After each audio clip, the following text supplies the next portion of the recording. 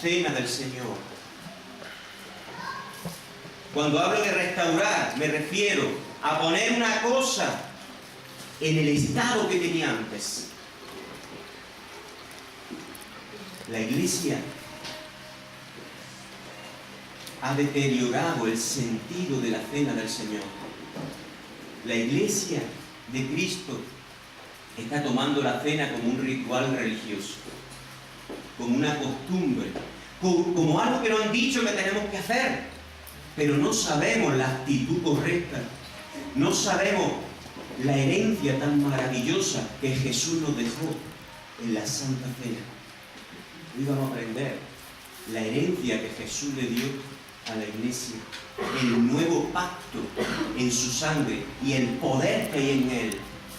Luego vamos a tomar con la actitud correcta la cena del Señor, y su presencia va a ser manifestada hoy en este lugar. Amén. Para hablar de la Santa Cena, primeramente tenemos que saber cuándo ocurrió la primera Santa Cena. ¿Cuándo aparece en la Biblia la primera vez que ocurrió la Santa Cena? Y nos vamos a Génesis capítulo 14, versículo 17, no hace falta que lo busquéis. Y nos damos cuenta de que Abraham venía victorioso de pelear con el rey que, ¿cómo se llamaba? Kedorlaomer.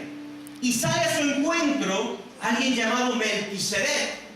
Y sale a su encuentro con pan y con vino. Pero ¿quién es este Melquisedec? Al cual dice la palabra que Abraham, tan importante era este Melquisedec, que dice la palabra que Abraham le entregó los diezmos de todo el botín. ¿Quién es este Melquisedec que sale al encuentro de Abraham después de haber venido de una victoria y le muestra el pan y el vino? Vámonos a Hebreos capítulo 7, versículo 1. Y el autor de Hebreos nos dice así: porque este Melquisedec, rey de Salem, sacerdote del Dios Altísimo, que salió a recibir a Abraham, que volvía de la derrota de los reyes, y le bendijo, a quien asimismo dio a Abraham los diezmos de todo, cuyo nombre significa, primeramente, Rey de Justicia, y también Rey de Salem, esto es, Rey de paz, sin padre, sin madre, sin genealogía, que ni tiene principio de días, ni fin de vida. ¿Sabéis de quién estamos hablando? Jesús. Sin padre, sin madre, sin genealogía, que ni tiene principio de días, ni fin de vida, sino hecho semejante al Hijo de Dios, permanece sacerdote para siempre. Vemos que Melquisedec es Jesús antes de hacerse hombre. Y este Melquisedec sale al encuentro de Abraham después de que venía de una victoria y le revela el nuevo pacto que siglos después Jesús lo iba a materializar en su carne y en su sangre. Melquisedec, el mismo Jesús, vino al Padre de la fe, al Padre de la nación de Israel y al Padre, según la fe, de la Iglesia, a revelarle el nuevo pacto en su sangre. Y luego vemos a este Melquisedec hecho carne, como Jesucristo, derramando su sangre y poniendo su cuerpo por amor a la humanidad.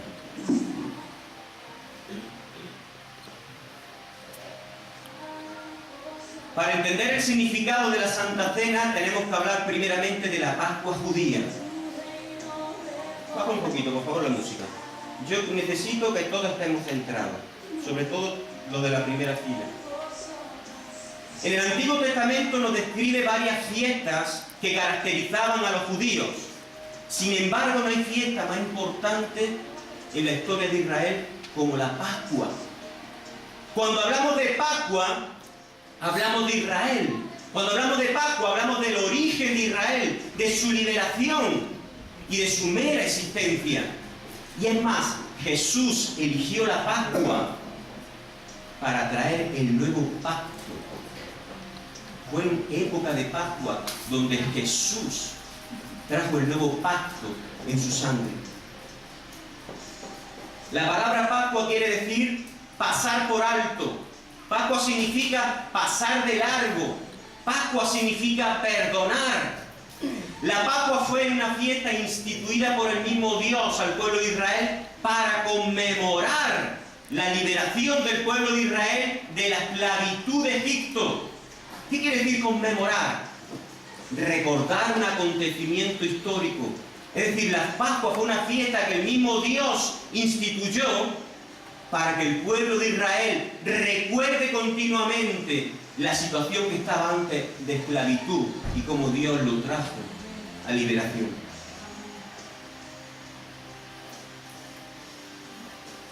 Así la Santa Cena fue el inicio de la iglesia de la Israel espiritual, así como la Pascua fue el inicio de la nación de Israel para pasar y comenzar el éxodo, la salida hacia la tierra prometida y establecerse como el pueblo de Dios escogido.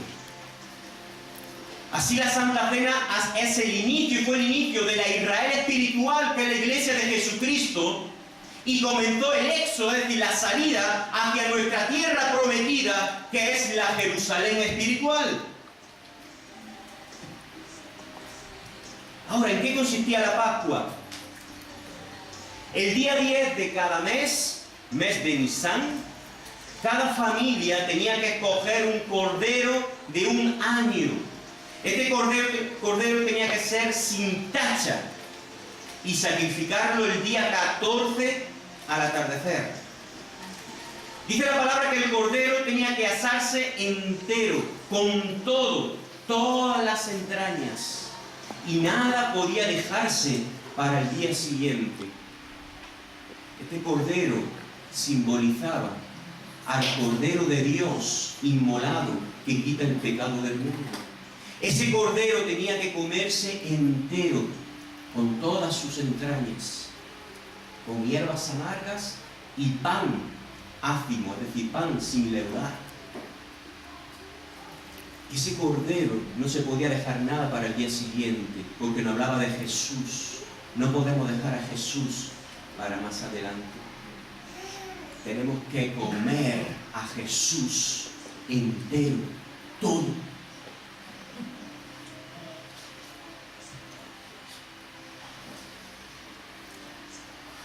Dice que el cordero se comía con pan sin levadura y hierbas amargas.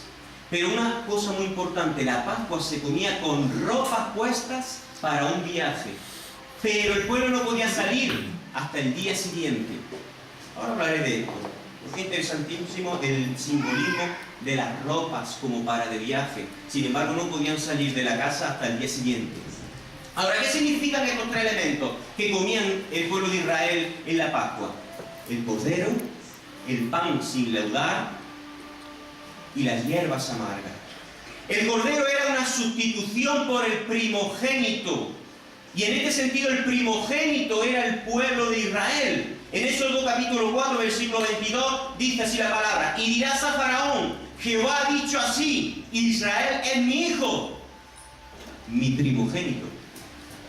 El cordero era la sustitución por el primogénito. Cuando el ángel de el ángel de la muerte salió a matar a todo primogénito, cuando ese cordero había sido sacrificado y la sangre que hablaba de la sangre del cordero inmolado de Dios que vendría siglos después estaba pintada en los dinteles de las puertas, el ángel de la muerte pasaba por alto y no mataba a los primogénitos de Israel.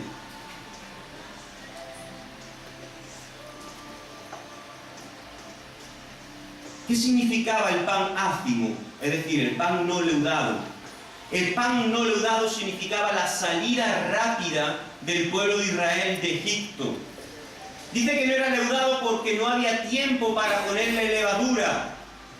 También se llamaba, la palabra dice que es pan de aflicción, porque deprisa había salido Israel de Egipto. ¿Dónde dice esto la palabra? En Deuteronomio 16:3.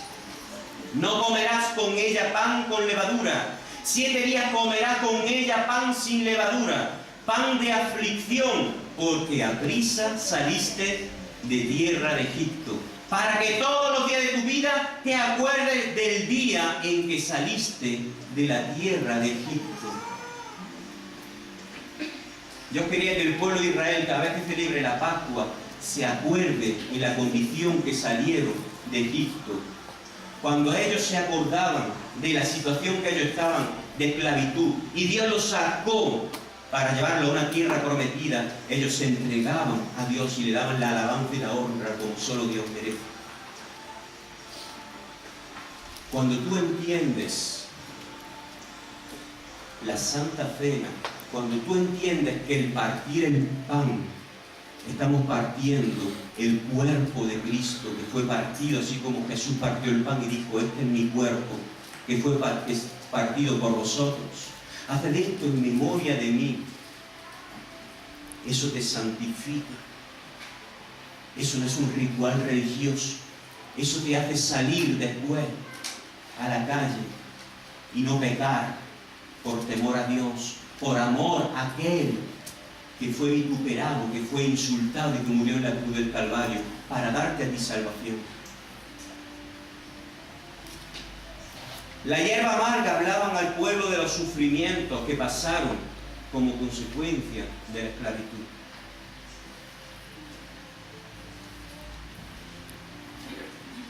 Ahora dice la palabra que la Pascua se comía con ropas puestas como para de viaje. Todo eso es un simbolismo. Ahora nos vamos a Apocalipsis y entenderemos de qué ropa nos estaba hablando el Señor. Ellos tenían que salir de viaje. La Pascua fue el inicio de la nación de Israel. Iban a salir de la esclavitud hacia la tierra prometida como pueblo escogido por Dios. Pero antes de salir tenían que tomar la Pascua con ropas puestas como para de viaje.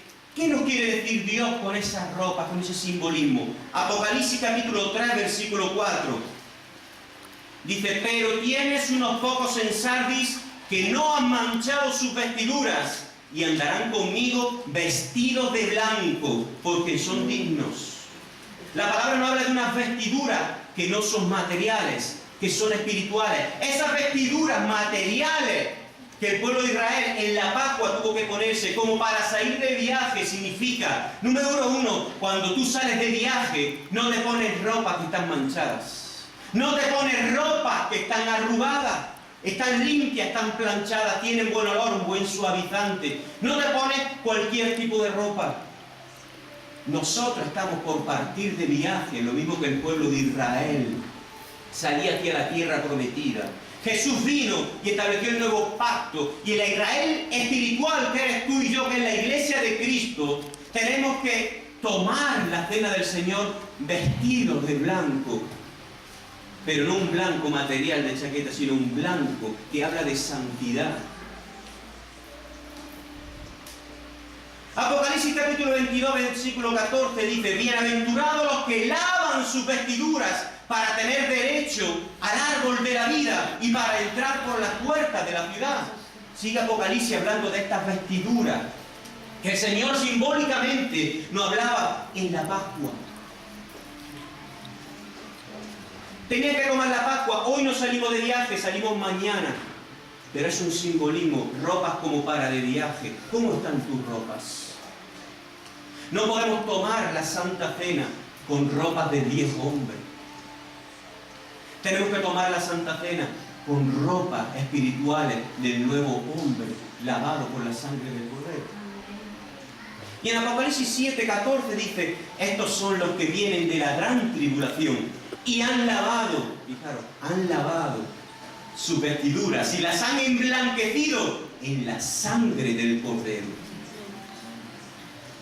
Poco a poco vaya entendiendo muchas cosas que le estoy diciendo ahora, las vaya a entender 10 minutos después. Y ahora en 1 Corintios, capítulo 5, versículo 7, el apóstol Pablo le habla hacia la iglesia y le dice, limpiaos pues de la vieja levadura Así como la levadura, el pan sin leudar, significaba lo deprisa que salió el pueblo de Israel de la esclavitud, la levadura también habla del pecado. Limpiad pues de la vieja levadura, para que seáis nueva masa, sin levadura como sois, porque nuestra Pascua es Cristo. Ahora la iglesia de Dios no celebra la Pascua porque Jesús, el mismo día de la Pascua, estableció el nuevo pacto. Lo que llamamos comúnmente la Santa Cena, otra iglesia lo llaman la Cena del Señor. Es diferente el nombre no importa. Ahora el apóstol Pablo nos enseña que ahora nuestra Pascua es Cristo que fue sacrificado por nosotros. Para entender esto, os he hecho un paralelismo entre el Cordero Pascual del Antiguo Testamento y el Cordero Inmolado, que es Jesucristo. Escucha bien. Número 1. El Cordero Pascual era preparado de antemano, 4 días antes. Tenía que ser de 1 año, sin tacha y sin defecto. Cristo fue el Cordero preparado por Dios, según Juan capítulo 1. Fue santificado, siendo perfecto y sin pecado. ¿Por qué tenía que ser sin tacha el Cordero del Antiguo Testamento? Porque nos estaba hablando del Cordero de Dios inmolado que iba a venir para salvación de la humanidad. No podía ser cualquier Cordero. Número 2. El Cordero Pascual era sacrificado en sustitución de Israel, el primogénito de Dios. Cristo fue sacrificado, Cristo fue el primogénito nacido de María, pero también fue el unigénito nacido de Dios, que murió por los primogénitos, que eres tú y que soy yo. Solo puedes buscar en Hebreos capítulo 12, versículo 23.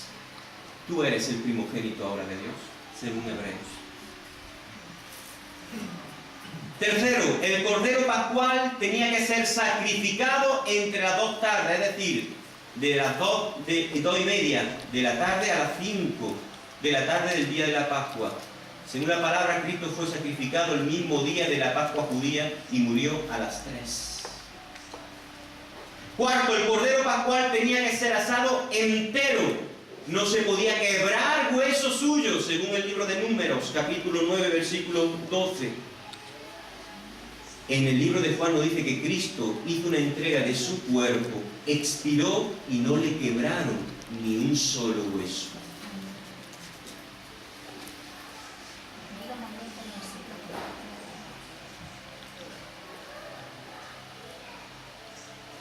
Ahora que ya hemos hablado un poquito de la Pascua, ya hemos entendido la Pascua, vamos a entender la Santa Cena.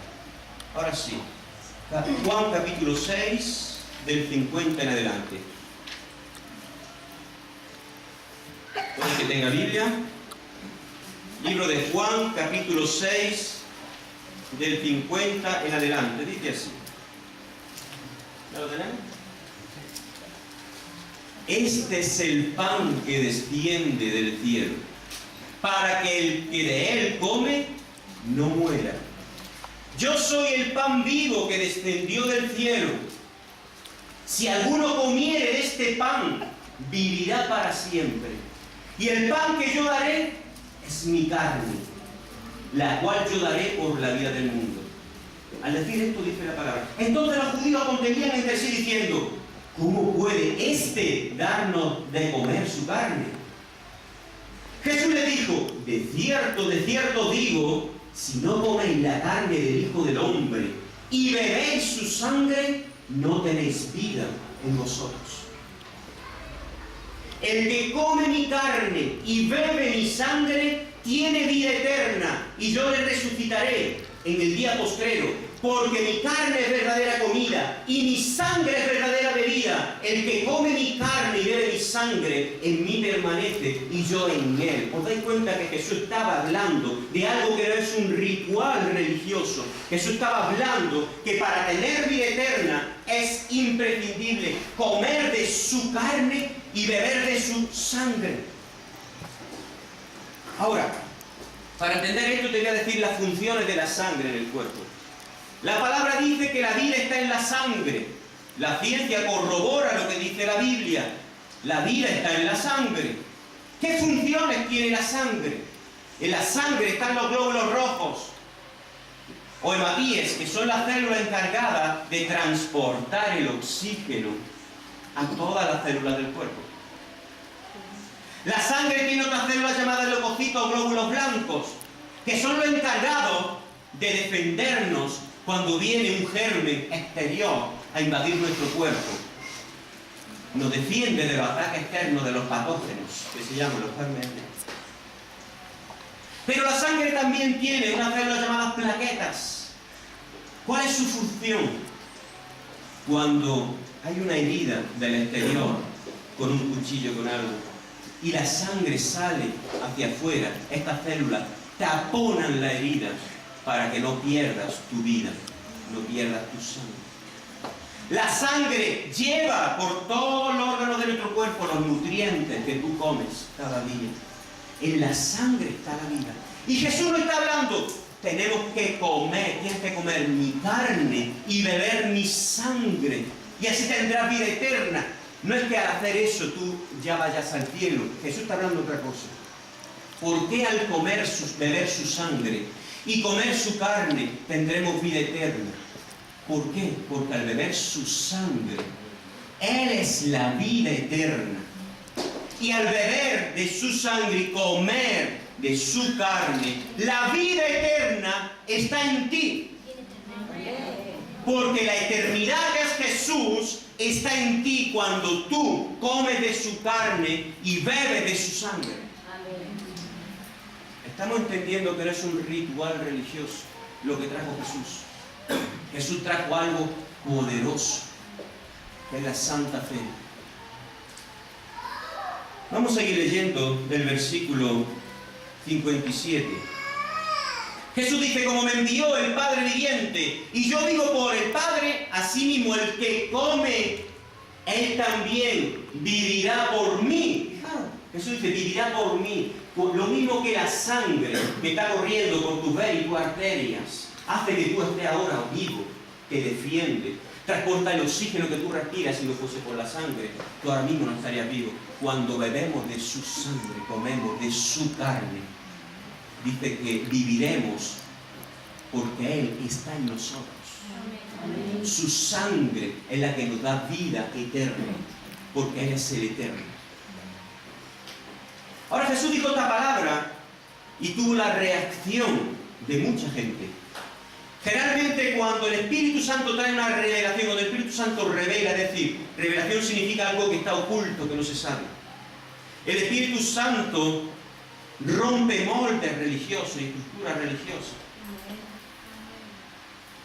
Era imprescindible que Jesús diese esta enseñanza, porque esta enseñanza eran palabras de vida, eran espíritu y vida.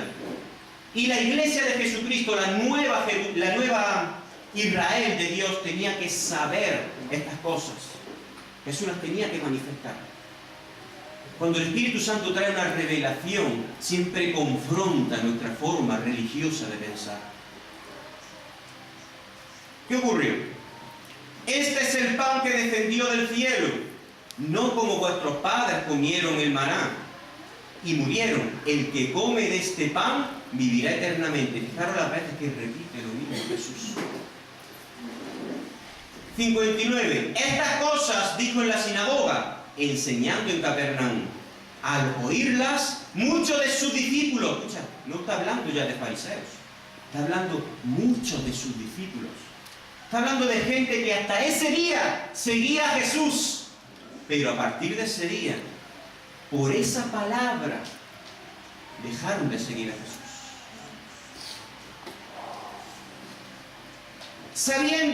Estas cosas dijo la sinagoga enseñando en Capernaum. Al oírla, muchos de sus discípulos dijeron, dura es esta palabra, ¿quién la puede oír? ¿Quién puede creer estas cosas que está diciendo Jesús? Hasta hoy lo he seguido, hasta hoy me gusta lo que dice, hasta hoy su enseñanza hacían que yo lo siga, pero hoy me replanteo seguirlo o no. Al cordero hay que comerlo entero, hasta sus entrañas, con hierbas amargas y pan, no leudado. Sabiendo Jesús en sí mismo que sus discípulos murmuraban de esto, le dijo: ¿esto os ofende?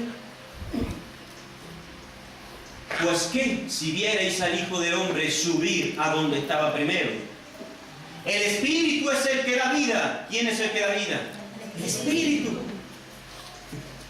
El Espíritu es el que da vida. La carne para nada aprovecha. Mira que tiene a tu lado: la carne para nada aprovecha. El Espíritu es el que da vida.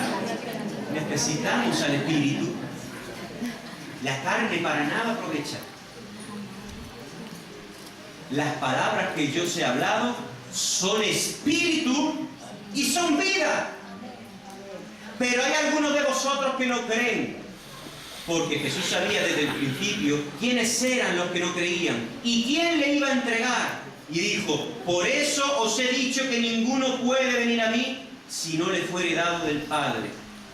Desde entonces muchos de sus discípulos volvieron atrás y no andaban con él. Qué fuerte dicen por ahí. Jesús trajo una revelación, una palabra que es espíritu y vida. ¿Por qué estos discípulos ya no andaban con él desde que dio esa palabra? Porque había fortalezas mentales, religiosas, fuertes arraigadas en ellos, y no podían concebir esa revelación, esa palabra que era espíritu y vida, y decidieron dejar a Jesús. No podían creer lo que Jesús estaba manifestando. No podían creer esa cosa. Les parecía como algo loco. ¿Cómo podemos nosotros comer su carne y beber su sangre? Eso es locura.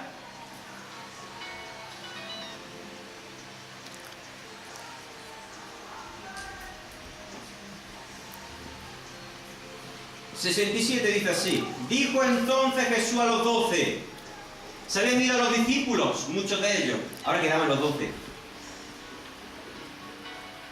Jesús no le importa que la iglesia se quede vacía. Jesús no va a dejar de darte una revelación, una palabra de vida, si con ello tú te vas. Jesús no va a dejar de darte la palabra que te lleva al cielo. Si esa palabra Jesús te la da, esa palabra que te lleva al cielo, tú no la entiendes, no la comprendes y te vas, Jesús no va a dejar de dártela. ¿Por qué me explico? Si fueron muchos de sus discípulos, muchas veces no predicamos todo el Evangelio, muchas veces no le damos todo el cordero a la iglesia, porque hay algunos que no pueden soportar esa palabra y se van. Porque hay algunas partes del cordero que no le gustan. Y el cordero hay que comerlo entero, hasta con la hierba amarga y el pan sin levadura. Ahora dijo Jesús a los 12, Jesús no tenía miedo, no tenía temor. Se me van los 12, sabía que no se le iban a ir los 12, pero tenía que hablarle así. Estos se han ofendido, dura palabra, se han ido. No hemos quedado solitos con 12 y la iglesia ya con 12, con todo lo que había crecido la iglesia. Ahora Jesús se encuentra con los 12, pero no le dice: bueno, venga, no. ¿Queréis acaso iros vosotros también? Dijo entonces Jesús a los 12, ¿queréis acaso iros también vosotros? Y a Simón Pedro le responde: ¿a dónde iremos si solo tú tienes palabra de vida eterna?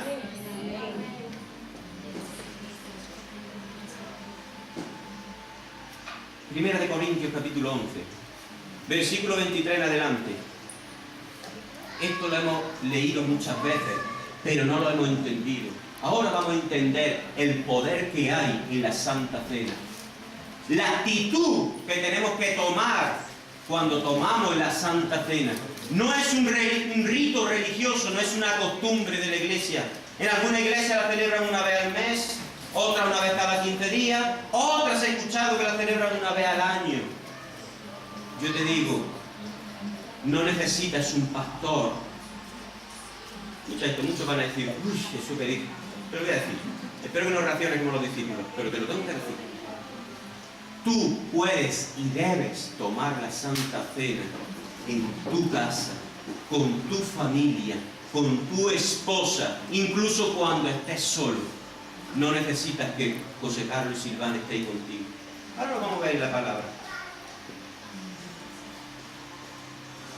Primera de Corintios capítulo 11. del 23 en adelante, dice así el apóstol Pablo: porque yo recibí del Señor lo que también os he enseñado, que el Señor Jesús, la noche que fue entregado, tomó pan, y habiendo dado gracias, lo partió y dijo: tomad, comed, esto es mi cuerpo, que por vosotros es partido.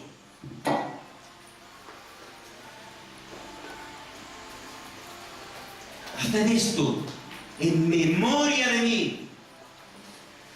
Así como el pueblo de Israel tenía que celebrar la Pascua en memoria de cuando Dios los sacó de la esclavitud de Egipto, y tenían que tener una actitud adecuada para tomar la Pascua, y el pueblo de Israel tenía su actitud adecuada cuando tomaba la Pascua. Tenían que ponerse esas ropas como de viaje.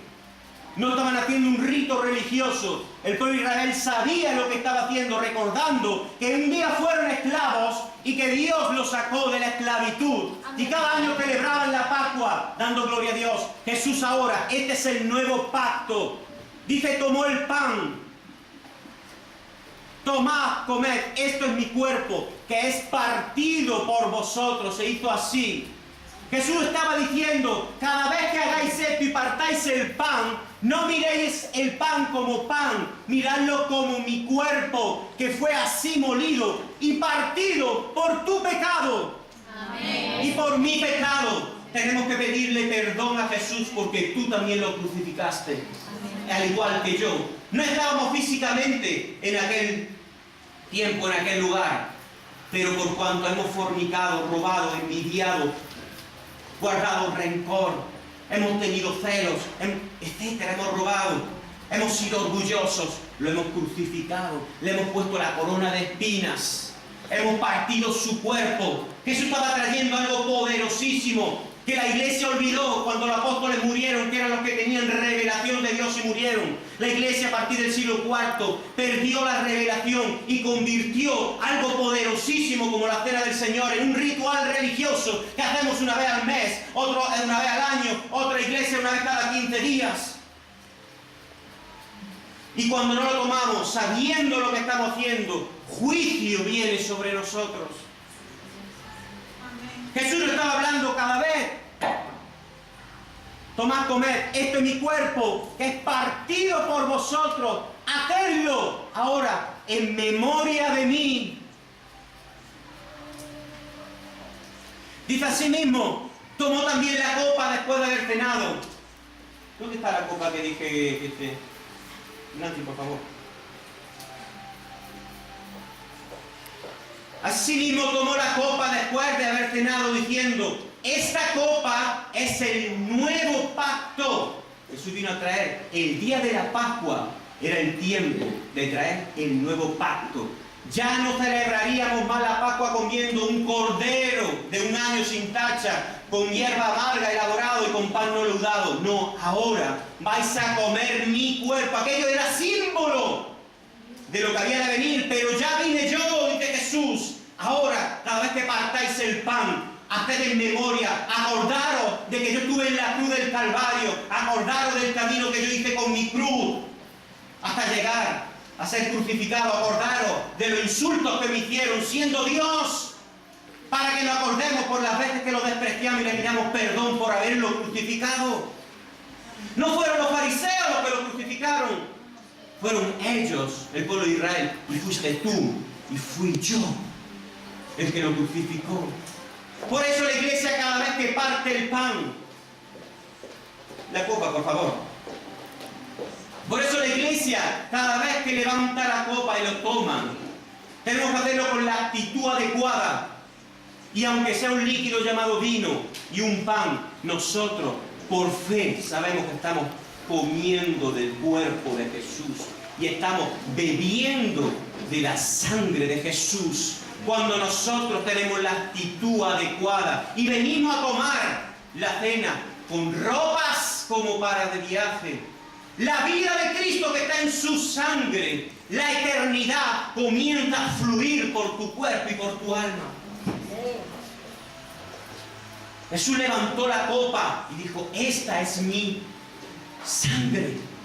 Lógicamente sabemos que esto no es sangre, pero Jesús quiere que tú pienses por fe, para que te acuerdes, esta es mi sangre que fue derramada por ti. Dice que trajes en una copa transparente para que mires el color, rojo como la sangre, y entiendas que Jesús derramó su sangre. Y ahora cuando tomemos la Santa Cena, lo tomemos con la actitud adecuada. Y comamos de su carne, y bebamos de su sangre, y así la eternidad que es Jesús entre por nuestras venas. 26 dice, así pues, todas las veces que comiereis este pan y bebiereis esta copa, la muerte del Señor anunciáis hasta que Él venga. Fijaros qué poderoso es esto que trajo Jesús, que Él dijo, no tomaré más del fruto de la vid hasta que vuelva y lo haga con vosotros. Nosotros seguimos tomando del fruto de la vid. Jesús dijo, yo no lo haré más hasta que vuelva y lo haré con vosotros.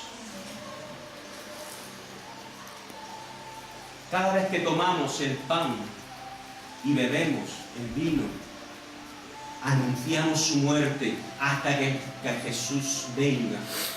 El problema cuando se hace algo como un rito religioso, en nuestro corazón estamos tomando el vino y el pan.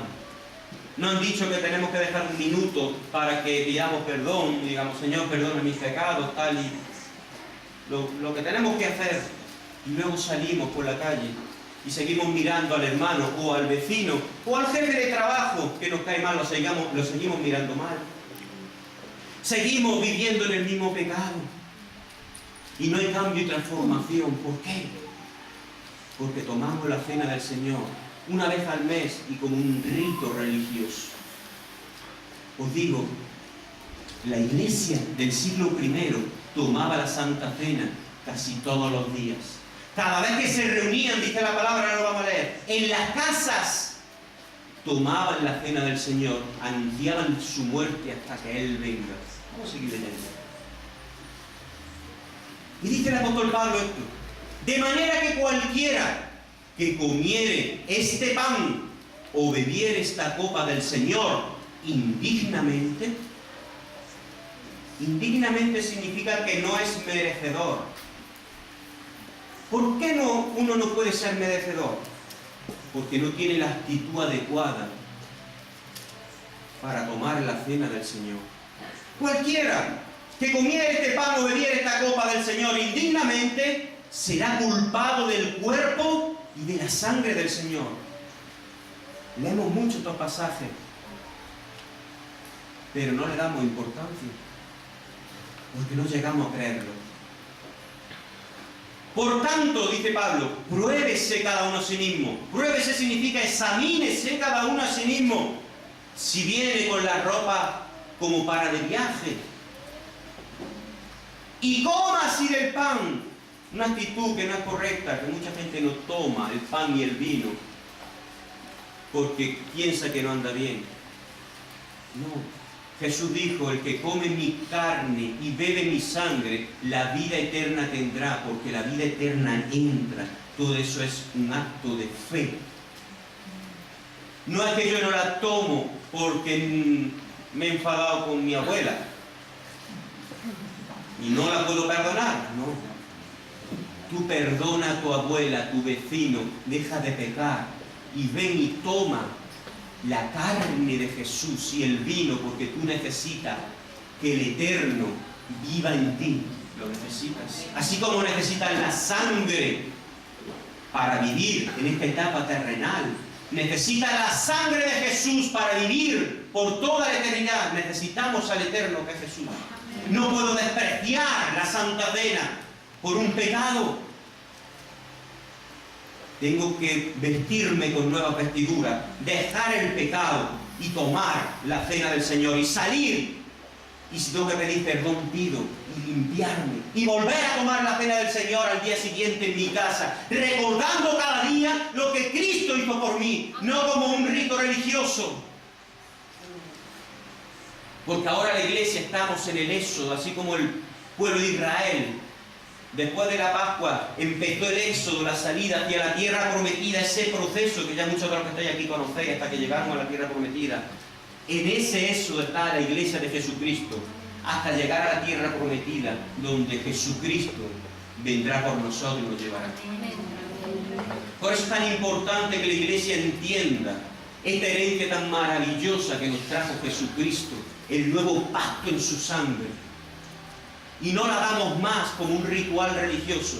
Dice así: por lo tanto, pruébese, examínese cada uno a sí mismo, y coma así del pan y beba de la copa, porque el que come y bebe indignamente, sin discernir el cuerpo del Señor, juicio come y bebe para sí. Pablo dice sin discernir. Discernir significa distinguir. El que come y bebe indignamente, sin distinguir, sin la actitud adecuada, sin saber lo que está haciendo, está comiendo juicio para sí. ¿Os dais cuenta que esto no es un rito religioso? No es algo que tenemos que hacer por hacer. No es algo que si lo hacemos el Señor va a estar contento. Esto es algo que tiene poder espiritual. Y si lo hacemos indignamente, comemos y bebemos juicio. Este vino que tú tomas y este pan que tú vas a tomar, si lo haces con una actitud inadecuada, si lo haces indignamente, sin discernir lo que estás haciendo, estás comiendo juicio y bebiendo juicio. Pero así, de la misma manera que si lo comemos y lo bebemos indignamente, adquirimos juicio, cuando comemos del pan y bebemos del vino dignamente, discerniendo lo que estamos haciendo, estamos comiendo la vida de Jesucristo.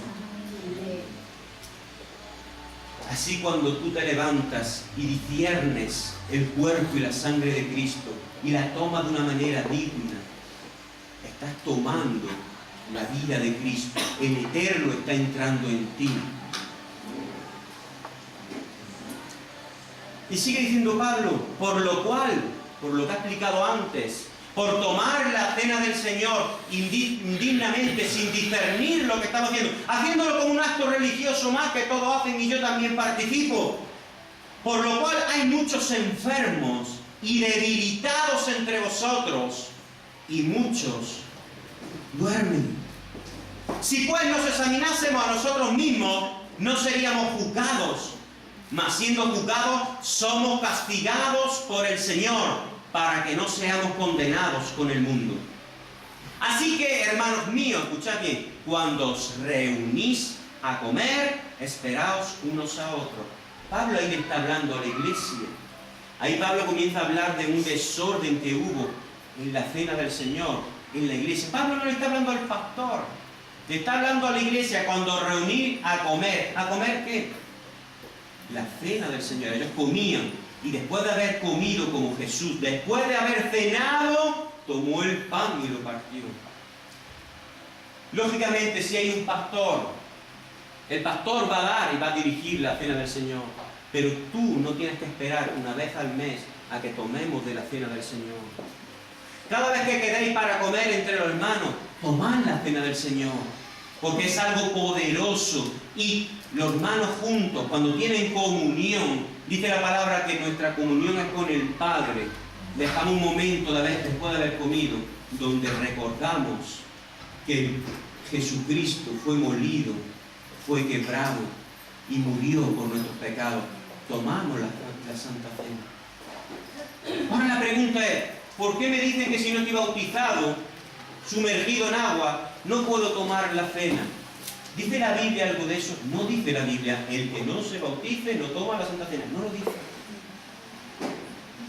Pero sí dice el que toma la cena sin discernir el cuerpo, toma juicio. Una persona que se ha arrepentido de corazón es una persona que sin que el pastor le dé una enseñanza de una hora sobre el bautismo, es una persona que lee que se bautizaban los discípulos y se quiere bautizar aunque no entiende. ¿Cuántos se quieren bautizar de los que están aquí? Y no se han bautizado. ¿Le doy alguna enseñanza del bautismo? Cuando una persona se arrepiente de corazón de sus pecados, aunque no entienda lo que es el bautismo, esa persona se bautiza. porque ha tenido revelación de Cristo, aunque no entienda lo que es el bautismo. Una persona que viene a la iglesia y dice: Jesús, tú eres mi Señor, yo te acepto, vamos a bautizarte. No, no estoy seguro. Voy a esperar un tiempo cuando me sienta preparado. Esa persona le está poniendo resistencias a Jesús. Esa persona, si toma la Santa Cena, la está tomando indignamente, no está discerniendo lo que está tomando, porque no es capaz de decir: yo me arrepiento y yo me bautizo, como Jesús dijo y como Jesús mismo hizo. ¿Os dais cuenta el por qué?